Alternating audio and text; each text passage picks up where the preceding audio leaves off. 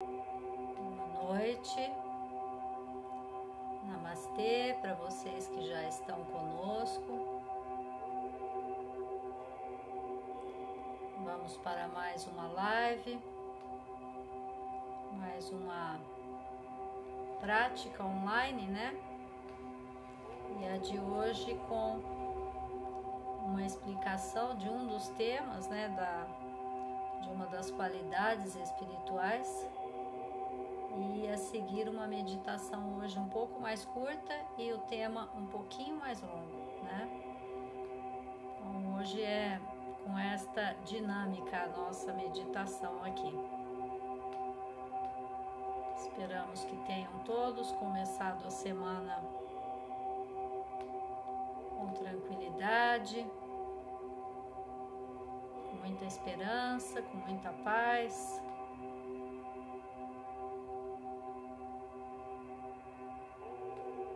Hoje vamos tratar de um dos muitos temas, né, que, como estamos numa escola de autorrealização, ela passa deveres, lição de casa para a gente fazer, não é? Essa é a proposta dessa escola. Como ela é uma escola, ela tem todo uma sequência, um formato de propor lições, né? E esses deveres passam desde o estudar até e principalmente o meditar, né? A Shuddha Dharma, como ela é uma escola de autorrealização, tem uma parte que você faz olhando para fora, outra parte necessariamente tem que ser olhando para dentro. E o olhar para dentro é essa interiorização, essa meditação, esse processo em que vamos para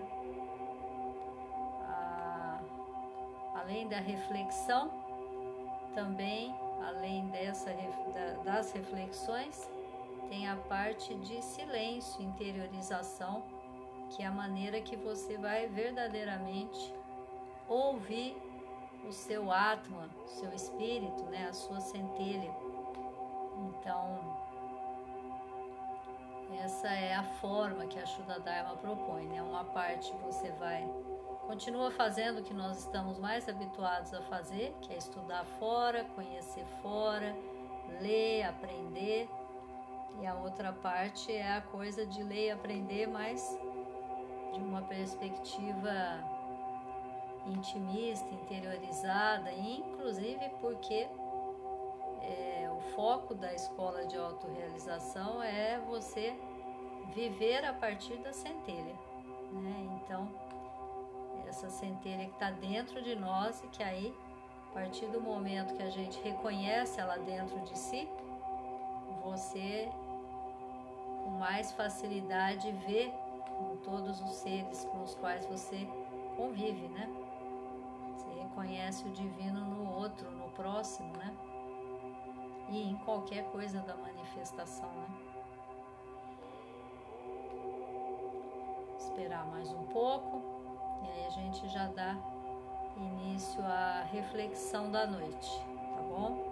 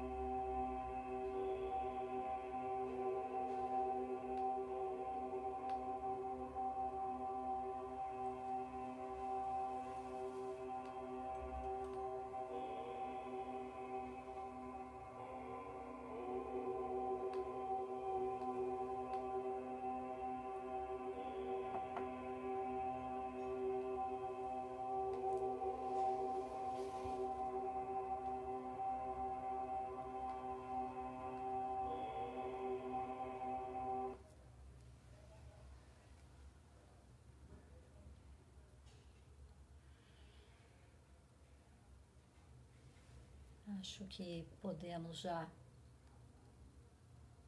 ir começando com a nossa reflexão da noite de hoje, tá? Então vamos já dar início. Vamos nos centrar, alinhando o nosso ser.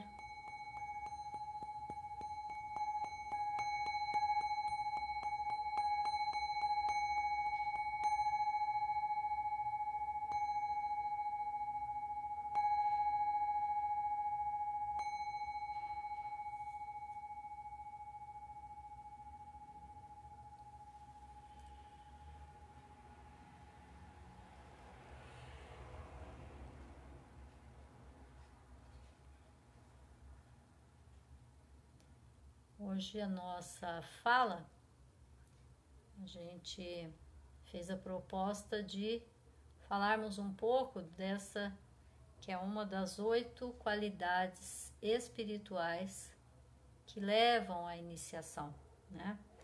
Essas qualidades, elas já são um desdobramento de outras 4 iniciais, que são preceitos. Os 4 primeiros, né, são alguns preceitos. Essas já são leis, né, regras espirituais, que elas propiciam que a gente possa conquistar as iniciações, né, as primeiras iniciações dentro do processo de autorrealização, que é essa escola, né? Como aqui na Shuddha Dharma, a fala que a gente tem, que está nas nossas obras, né? Que a cabeça de Brahman, Deus, né? É o amor, né? E essa fala, como a interpretação que a gente tem de amor, é óbvio, né? Que ao longo dos milênios que a gente está nesse planeta aqui, ela foi mudando à medida que a gente, como humanidade, evoluiu, né? Então o preceito de a cabeça de Brahman, a cabeça de Deus, né? Aquilo que rege e que estamos manifestados por um ato do amor divino, e o que rege toda a nossa relação entre nós e para com o divino é o amor. Essa é o sentimento que deve mover todo o nosso processo, né?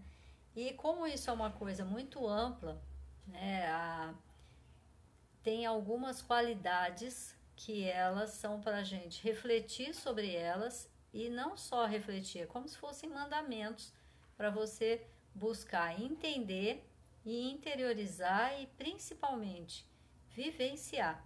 Então essa é a disposição, né, que essa escola faz para que a gente vá assimilando, absorvendo e consiga realmente cada vez mais viver dentro daquilo que seria o que a gente entende como amor, né? E aí a gente colocou o enunciado que fizemos no Facebook, para que vocês entendessem por onde a gente ia também pensar, né? Com uma frase que é do livro do Barreto, que ele fala exatamente dessas qualidades espirituais. Então ele fala dos 4 preceitos iniciais, né? Ahimsa, Satyavachana. Então todo um processo que é o quê? Não violência, veracidade, serviço impessoal e a meditação. Depois aí, essas 8 são desmembramento dessas 4 iniciais preceitos. E essas 8, elas estão assim, às vezes se você falar assim, qual delas é a mais importante? O Sri Janardana costumava falar que a mais importante delas todas é a perseverança, porque com ela você conquista todas as 7. Porque sem ela você não chega a dar curso, né, ao processo que vai levar você a realmente experimentar as iniciações aí, que vem através desse exercício, através dessas qualidades. E a frase que a gente pôs para vocês, foi no e-mail, foi postada na chamada para essa live, né? Que é do Mergulho na Luz do Coração, do Barreto, fala que o egoísmo é o pior dos defeitos humanos. E aí ele faz ali um conselho, né? Afasta, né? Decidido e valorosamente do teu coração esse sentimento, que é o egoísmo, né? E esse egoísmo, ele é uma forma de você viver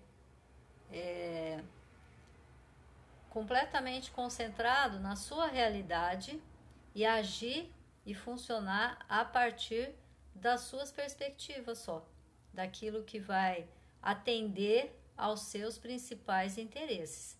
Essa é a forma que uma pessoa que vive, né? E aí essa qualidade que é atingir ou desenvolver uma mentalidade que é com ausência de egoísmo, né? Ou com sutilização e até transformação desse sentimento no oposto, que é isso, né? O egoísmo, o altruísmo é aquele lado da gente que está sempre disponível para servir, para fazer as coisas pelo próximo. O egoísmo, ao contrário, tudo que eu olho em volta e tudo que eu posso, eu faço para atender as minhas necessidades, os meus interesses, aquilo que vai me satisfazer e não necessariamente vai atender a uma demanda de quem está na minha volta. Então, o egoísmo, ele tem a ver com egocentrismo, falta de empatia, empáfia, arrogância, vaidade, porque é como se você agisse sempre se sentir no centro do processo, né? Tudo que existe na volta é para me atender. Então, uma pessoa egoísta, que ela não tem essa mentalidade, essa mentalidade que está buscando vencer esse sentimento que ele é tão forte em nós, por quê? Porque no nosso processo evolutivo, como humanidade, o que a gente veio passando? A gente precisou passar por um processo que envolve individualização. E para desenvolver individualização, para você adquirir a sua própria noção de autonomia, até de autoestima, de lidar com a sua própria realidade pessoal, o que você foi fazendo? Você foi olhando a partir dessa perspectiva muito pessoal. E aí, conforme você vai evoluindo nesse processo, porque realmente é um processo de individualização, passa por uma evolução que é você adquirir seu centro. Sim, só que chega numa parte do processo que, se você continuar agindo assim, ao invés de ser Dharma, de ser aquilo que vai produzir crescimento, harmonia para a sua alma, ele começa a ser Adharma. Então aí vai começar a ser aquilo que é o oposto do que nós temos que fazer aqui. E aí, como que você vai estar funcionando? A partir da presunção, do orgulho, da vaidade, você vai estar, né? Você desenvolveu tudo isso para um processo de individuação e ele é absolutamente necessário. Uma pessoa não vai viver autorrealização. Como é que é autorrealização se ela não tem noção de quem é ela? Se ela nem tem centro sobre o que ela é, aquilo que ela deseja, aquilo que ela construiu, aquilo que ela inclusive construiu para depois desapegar-se de várias dessas coisas que você construiu para se individualizar. Então, o processo é o quê? Aí chega num ponto que isso é a Dharma para a nossa evolução. Aí eu começo a ficar autocentrado, egocêntrico, vou começar a ficar arrogante, vaidoso, achar que tudo que eu fiz, só eu posso fazer. E aí, como que é o mecanismo que a gente até enxerga na Sudadharma? Cada um de nós é uma centelha, é uma gota do oceano que é Deus. E como tal, nós somos igualmente divinos, todos. Não tem ninguém que surgiu de uma outra fonte, não tem um outro corpo cósmico. Todos nós estamos dentro de um só corpo cósmico e todos nós funcionamos a partir da centelha divina, quer esteja ou não consciente que ela está dentro de nós, com aquilo que nós somos capazes de perceber dela, né? Dessa realidade divina que está dentro de nós. E ela é igual. Então, quando você chega num patamar de individualização, que você, se continuar funcionando a partir da premissa que eu tenho que ganhar, atropelar o próximo. É um determinado patamar que você começa um processo de autorrealização. E nesse processo de autorrealização, é a hora que você chega nesse patamar que a conquista de uma individualidade não me autoriza a atropelar outra individualidade. E aí eu vou estar funcionando a partir do quê? De atender um excessivo apego aos meus interesses, às minhas premissas, aquilo que é o certo e errado para mim, aquilo que me satisfaz. Esse é o processo, né? Quando você começa a agir de uma forma que é daninha para si e para o próximo. E aí, o que você está fazendo? É uma tendência a excluir o outro, porque é como se para eu existir eu tivesse que deletar o outro, ignorar o outro, não entender a realidade que está na minha volta. E aí é o máximo do egoísmo, né? Que é exatamente porque a Carpânia, né, é a mentalidade inegoísta, a mentalidade que vai tratar as coisas com equanimidade, com uma percepção maior. Agora, por que que a gente quis trazer esse? A gente podia eleger qualquer das qualidades, né? Mas a gente quis trazer esse porque tem essa fala do Barreto, né? Que ela é um dos defeitos mais daninhos para o ser humano, é esse egocentrismo e esse egoísmo, né? E aí, como que isso fica tão acentuadamente forte dentro dessa escola de autorrealização? Porque se você entra nessa escola de autorrealização, se você ou não entrou, não virei membro, não sou consagrado, mas eu acho harmonioso, eu gosto das premissas que ela propõe, eu frequento porque me faz bem estar ali, o que eu ouço ali me abastece a alma, me faz me harmonizar diante dos fatos. Então, o que acontece? A primeira categoria de discípulo, se você realmente ingressa na Shuddha Dharma, o que é pedido para você? Que você tente e busque se tornar um dasa. É a primeira categoria de discípulo que vai terminar lá na última, que é o estado de Ananda. O estado de Ananda é você chegar realmente a viver em plenitude. Ananda significa o quê? Bem-aventurança. Então aí eu estou além desses pares de opostos que me fazem brigar entre uma natureza instintiva, pouco harmoniosa, e uma natureza superior que está dentro de mim. O estado de Ananda é eu viver em harmonia com o processo fora de mim e com aquilo que eu já entendo da minha realidade divina e como eu funciono a partir dessa percepção de que tudo é divino, tudo é necessário e que tudo é da natureza de Deus, que são as três premissas básicas da Shuddha Dharma. E o Dasa, o que significa ser um Dasa dentro da Shuddha Dharma?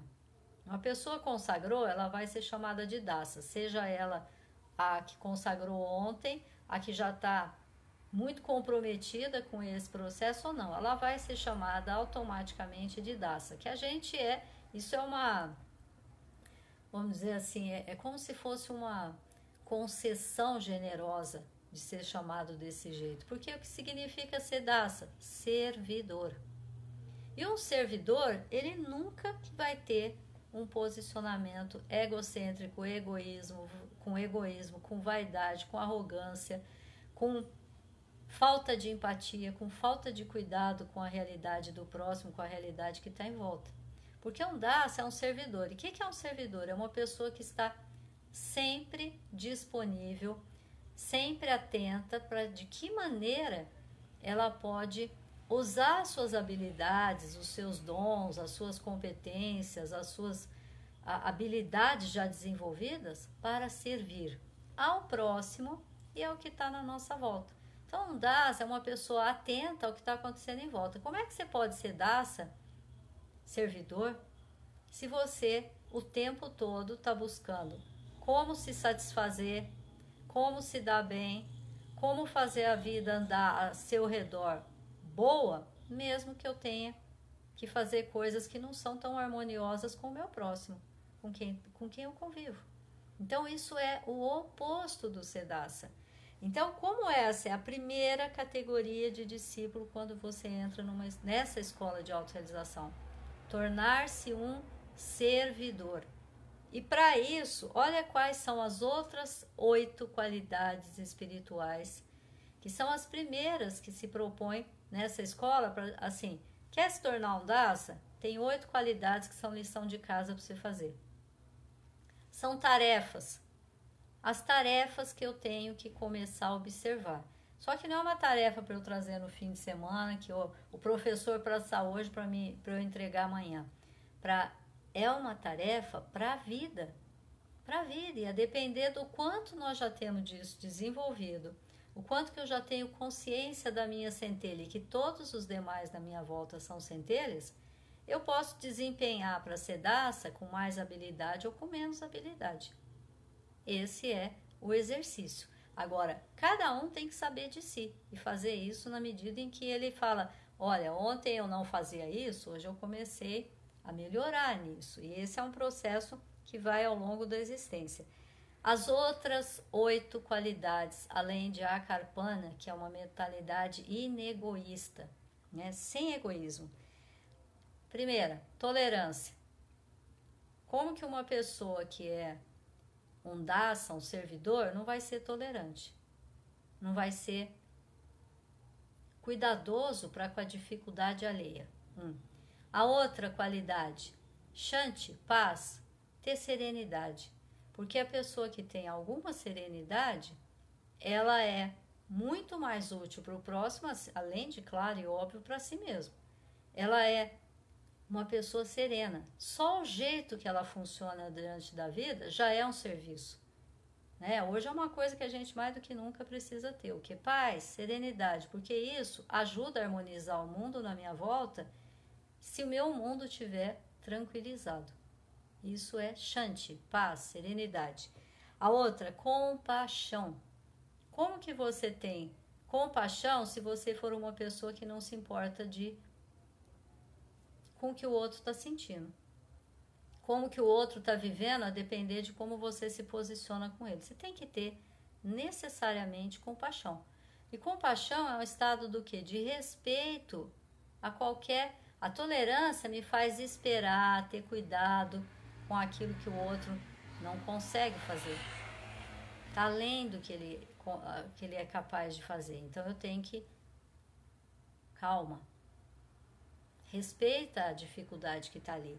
A compaixão é um estado de amor para qualquer ser, para qualquer indivíduo, para qualquer realidade, para a natureza que está em volta. Eu tenho um estado de amor, de completo respeito por tudo que está na minha volta, né? Que é um estado de compaixão. Paz, serenidade, ausência de cobiça. Uma pessoa que tem cobiça, ela está sempre querendo assim, aquilo que o outro tem. E aí não é com sentido de admiração, eu quero ter a paz, ou a sabedoria, ou a beleza, ou o que ele conquistou. É com tirar o que é do outro. A cobiça é algo...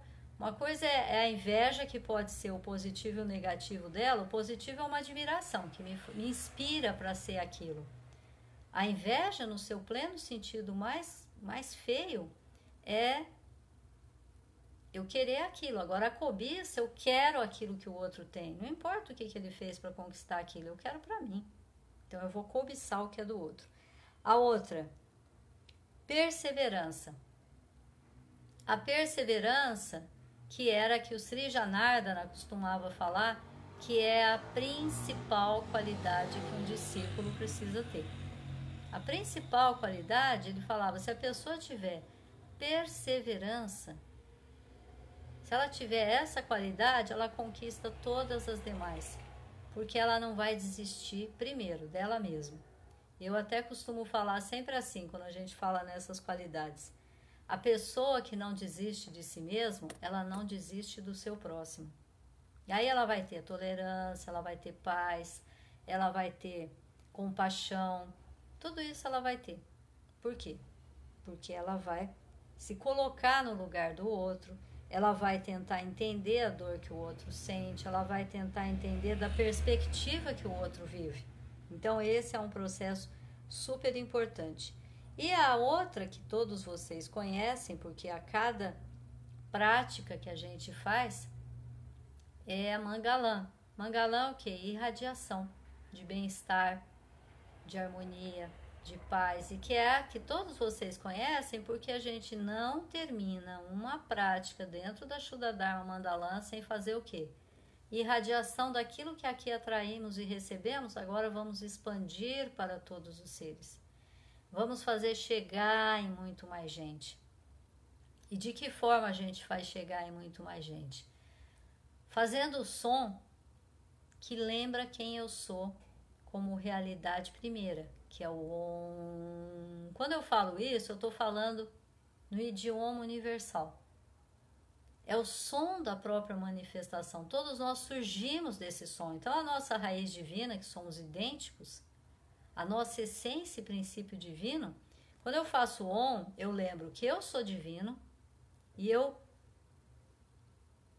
falando em voz alta isso, eu lembro os que estão na minha volta. Quando eu penso nisso, eu estou lembrando da minha centelha que move a minha realidade, que me trouxe para essa manifestação, e a de todos os seres que comigo estão. Então, o que eu faço? Eu rememoro de onde eu vim e eu me identifico com todos os seres que surgiram deste mesmo princípio, que é esse som, o pranava, como a gente chama, né? Então, essas são as qualidades. E tem uma que é a pureza, um estado de pureza. Estado de pureza é uma coisa bem difícil para nós, porque a gente é como se a gente tem um estado muito mais, até muitas vezes tem algumas pessoas que são deliberadamente treinados para não serem tão puras, porque é como se falasse assim: se tiver pureza, você vai ser um ingênuo, você vai ser enganado, você vai... E pureza é um estado do quê? De originalidade diante dos fatos. Que originalidade diante dos fatos? Eu chego desarmado. É uma coisa muito difícil hoje. Eu não chego baseado naquilo que eu fiquei sabendo primeiro, li primeiro. Não, eu chego sempre desarmado, porque todas as coisas e todos os seres, e diante de qualquer coisa que eu esteja, eu reverencio a presença divina que está ali. Eu reverencio a realidade que está ali divina, que é tão divina quanto eu, porque nada que existe na manifestação não surgiu da mesma fonte, do mesmo centro, da mesma centelha que somos todos nós. Então, essas 8 qualidades, elas são todas intercaladas. Quer ver como? Por exemplo, como que você vai ver? Como uma pessoa que não é tolerante, como que se ela não sendo tolerante, ela vai ter paz? Não vai ter. Porque é óbvio que as realidades são diversas e ela, se a realidade não for igual a dela, ela não vai achar bonita, confortável. Ela vai perder a paz dela. E aí você pega essa e fala, se ela não tem paz e não tem tolerância, ela tem compaixão? Não, também não vai conseguir ter. Uma coisa está emaranhada na outra. Ela vai ter o quê? Cobiça. Porque aquilo que ela acha que o outro tem, que faz ele, eventualmente, no momento que o egocentrismo dela fica um pouco menor, ela fala, gente, será que aquilo ali que a pessoa faz é melhor que eu? Aí ela vai cobiçar o que o outro tem. Então, essas qualidades, elas estão todas entrelaçadas, né? E aí, por quê? Porque falta a base. Por isso que essas qualidades que a gente falou, é como se fosse uma maneira da gente desmembrar o sentido do amor. Porque tudo isso é um estado de pleno amor. É um estado de pleno respeito, de plena reverência à vida, de plena reverência a tudo que foi manifestado pela mesma centelha divina, pelo mesmo princípio divino, que é a centelha que está em mim e está em cada um no meu próximo. Então, essa percepção, ela é alguma coisa que ela é sutilizada a infinito, né? Quando a pessoa chega no último dos graus de categoria de discípulo, que é um estado de Ananda, ele tem total harmonia diante dos fatos, das pessoas e das circunstâncias. Por quê? Porque ele percebe o mecanismo das 3 premissas da Shuddha-dharma. Vê que tudo é realmente da natureza de Deus, que tudo realmente surgiu desse princípio que é divino e que tudo que de uma forma ou de outra acontece com caras menos ou mais confortáveis para o meu gosto e para a minha percepção, são necessárias. Todas as coisas foram necessárias para que os processos fossem sendo trabalhados, sutilizados, percebidos e transformados em pleno amor.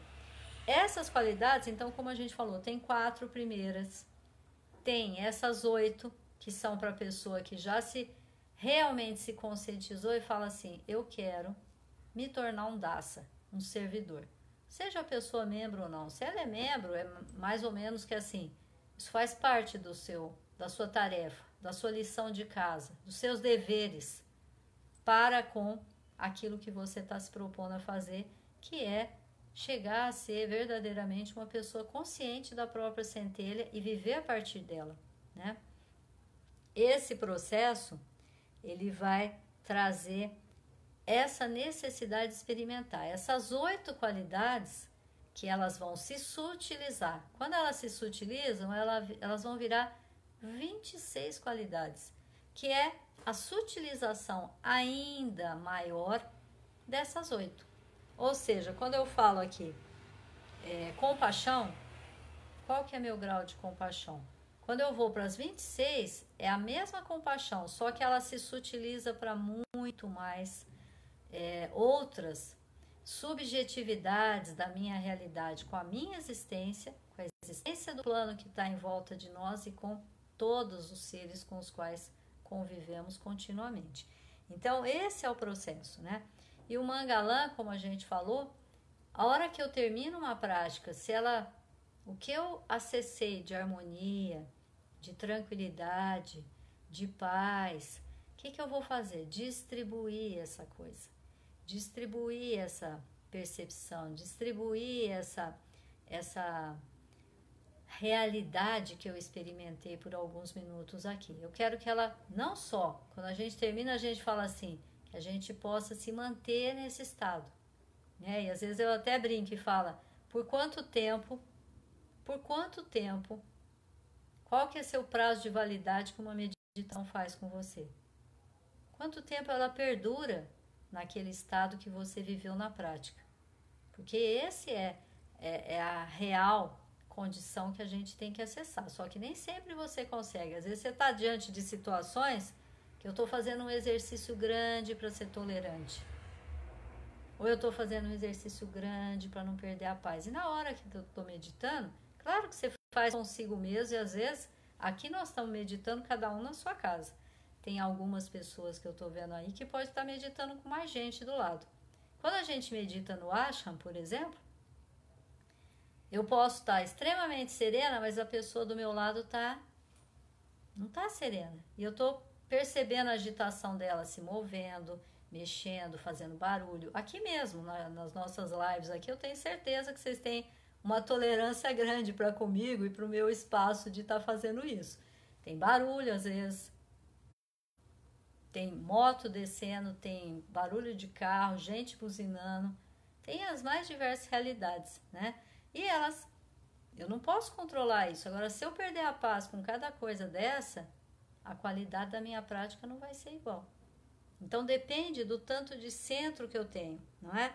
Então, essas qualidades, as 8, já subjetivei alguma coisa. As 26, eu vou aumentar essa subjetivação e vou fazer com que essas minhas 8 qualidades se desmembrem muitas mais.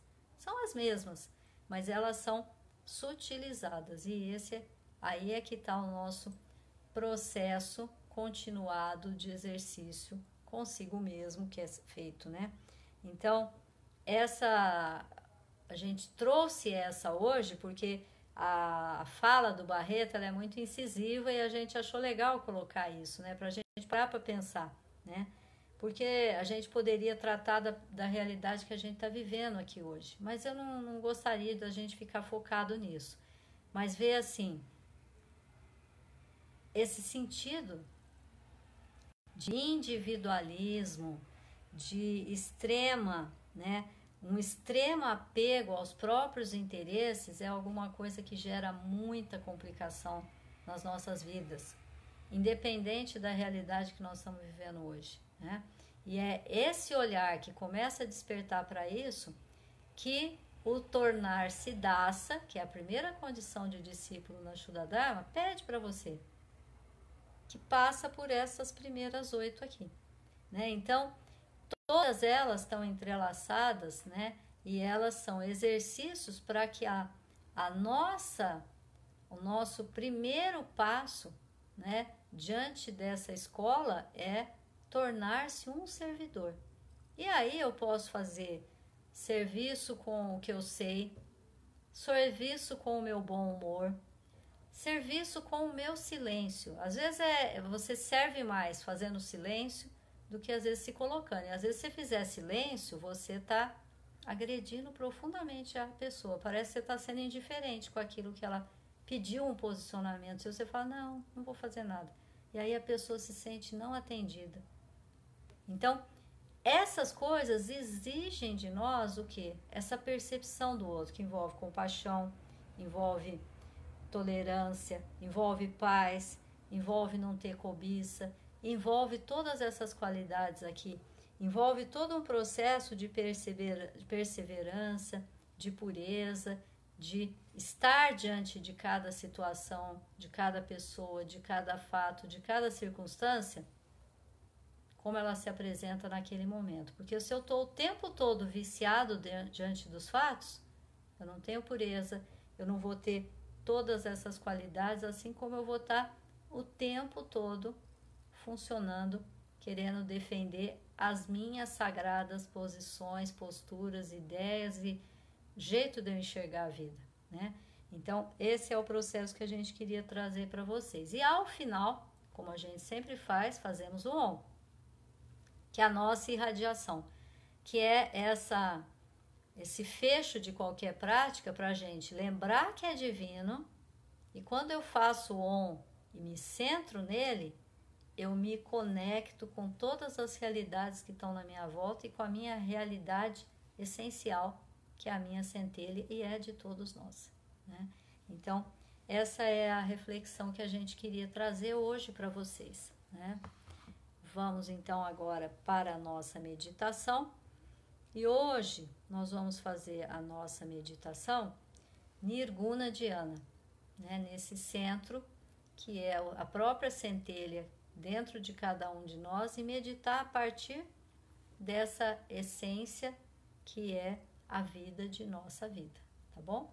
Então hoje essa é a nossa meditação.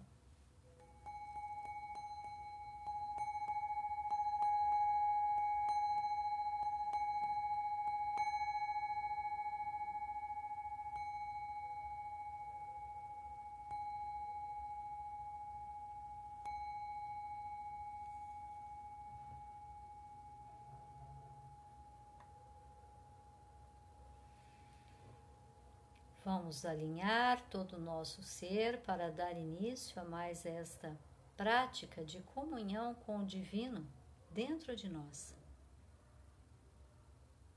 Fiquemos em pé.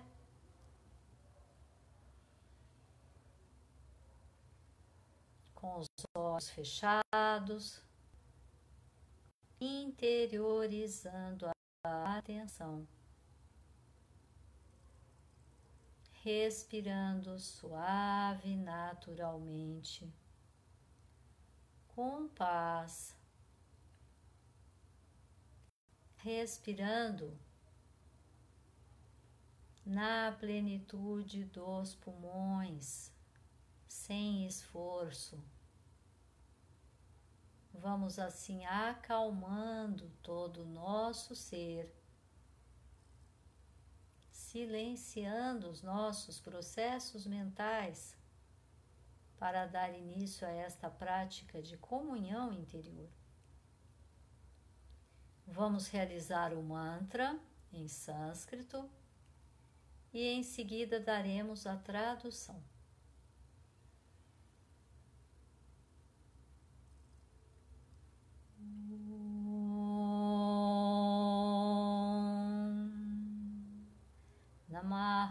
Shri Paramarishi-bhyo Yogi-bhyah Shobhamastu Sarva Jagatam. Nós invocamos a proteção dos grandes seres da luz. Que eles nos guiem sempre pelo caminho da prosperidade material e espiritual. Que nós, que todos os seres, sejamos eternamente felizes.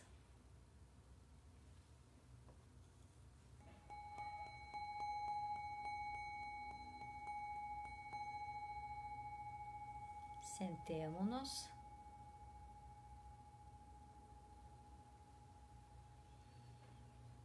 Sentamos de forma confortável.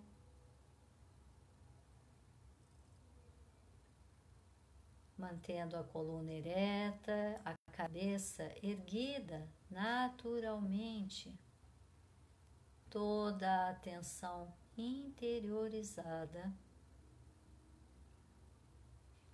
Vamos fechar os olhos, respirando suavemente, respirando com paz, naturalmente, sem esforço e sem violentar-se. Vamos assim alinhando a nossa atenção para soltar todas as tensões do corpo físico mesmo. Descansando,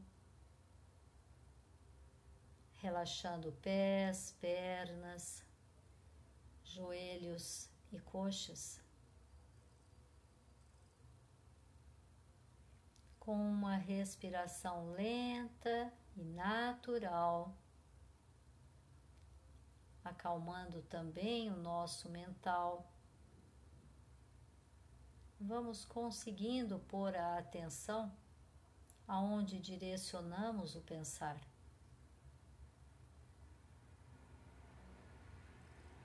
Respirando suavemente, relaxamos órgãos, tórax e pulmões.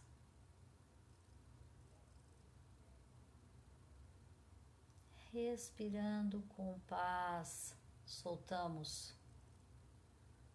ombros, braços, as mãos descansando sobre as pernas.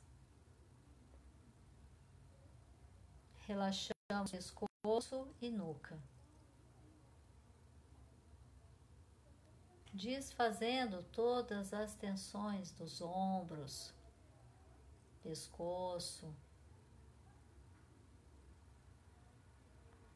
Vamos relaxando também o nosso semblante, olhos e boca fechados naturalmente, sem contração. Testa descontraída, natural.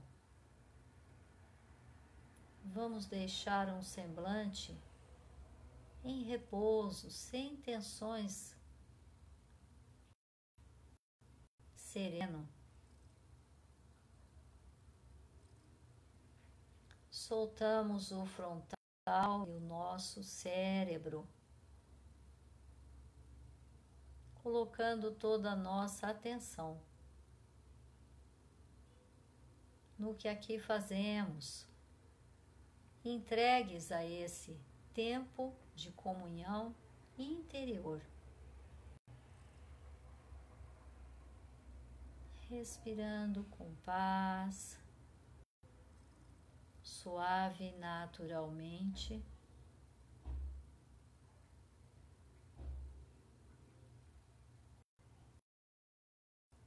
Corpo em completo repouso.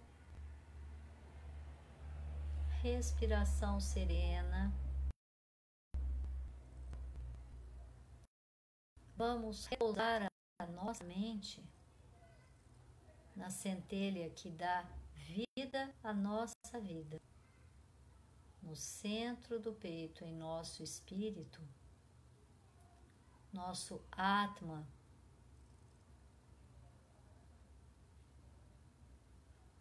repousemos o pensamento nesta centelha indestrutível, eterna, nunca teve princípio e jamais terá fim. Repousemos o pensamento nessa centelha luminosa e radiante em nosso interior.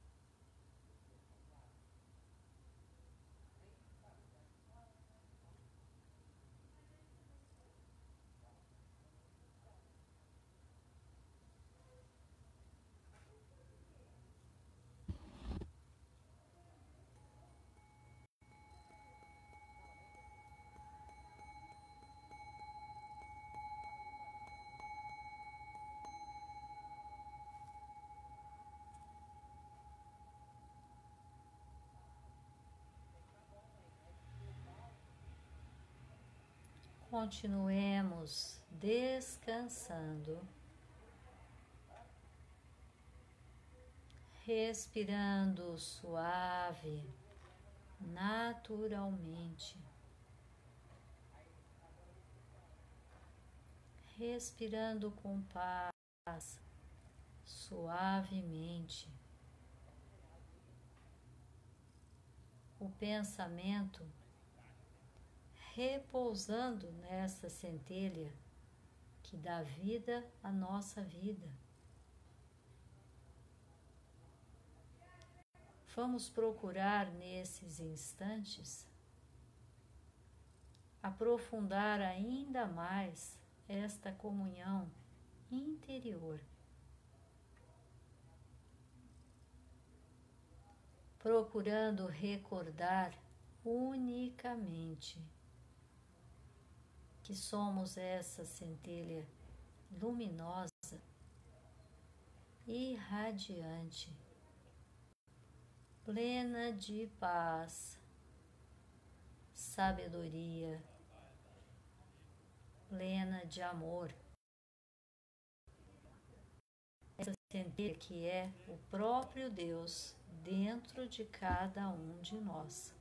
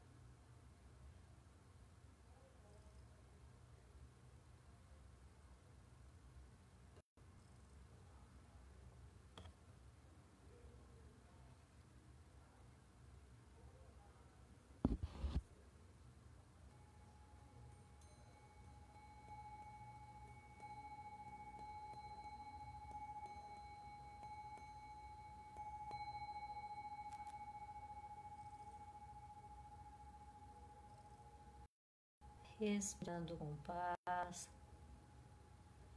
suave, naturalmente, sentindo que estamos nos aproximando cada vez mais à percepção da luz divina do nosso Atma em nosso interior.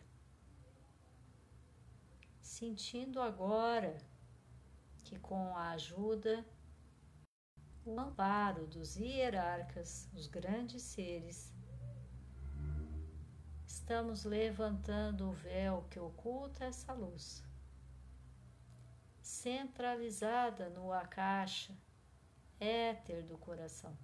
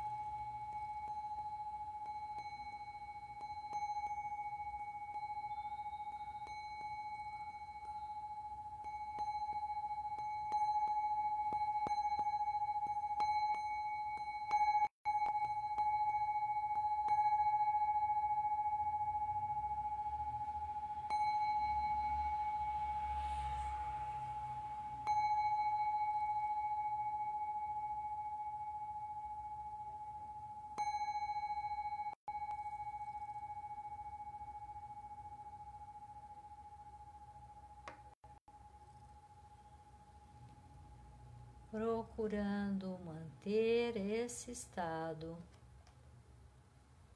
tranquilo e radiante, cheios de paz, conscientes que somos todos centelhas divinas.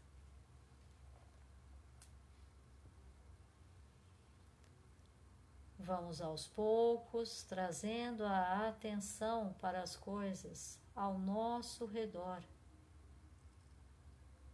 Para isto, fazemos uma respiração lenta, profunda, suave,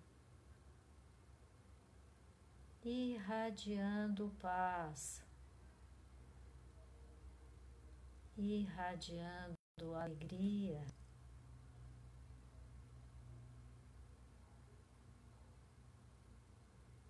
Fiquemos em pé.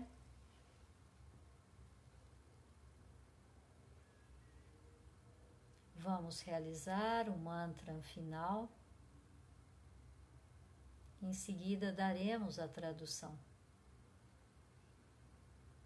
Namaste Naradevaya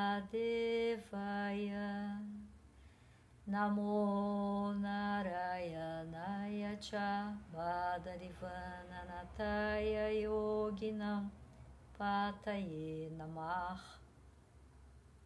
Felicidade ao Senhor Naradeva. Glória ao Senhor Narayana, que nos bosques de Badari, 12 yogis é o Senhor. Vamos agora irradiar tudo que aqui atraímos. Vamos realizar o Mangalam, a irradiação a partir do nosso Atma, nosso espírito, da centelha divina dentro de nós, realizando por 3 vezes a sagrada sílaba Om, o verbo, o som de onde todos surgimos. Com o pensamento no espírito, vamos irradiar essa luz infinita e indistintamente. Inspiremos.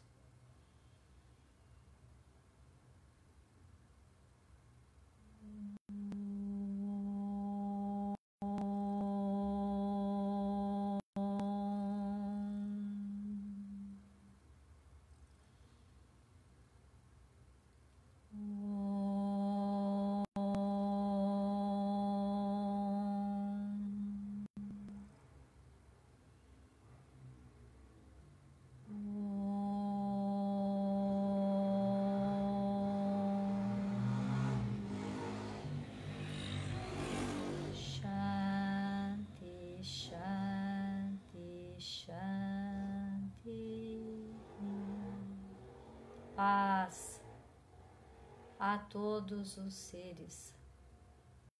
Namastê.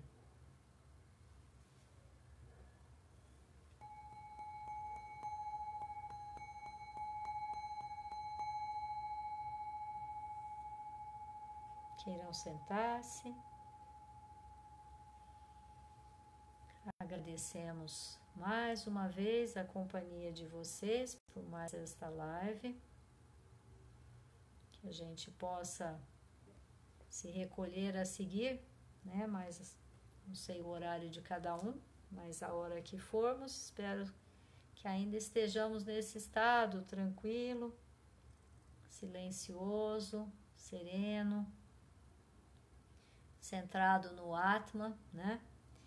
E continuamos convidando vocês para aquelas irradiações diárias, né? Se fazemos com mais pessoas no mesmo horário, e mais gente podemos alcançar, mais pessoas podemos alcançar com aquelas irradiações em conjunto, né? Que a gente tem proposto às 6, às 12 e às 20 horas, né? Se puderem estar nesses horários também alinhados em alguma meditação, ainda que curta, em alguma oração, em algum mantra, em alguma invocação, né? Ou em algum silêncio, né?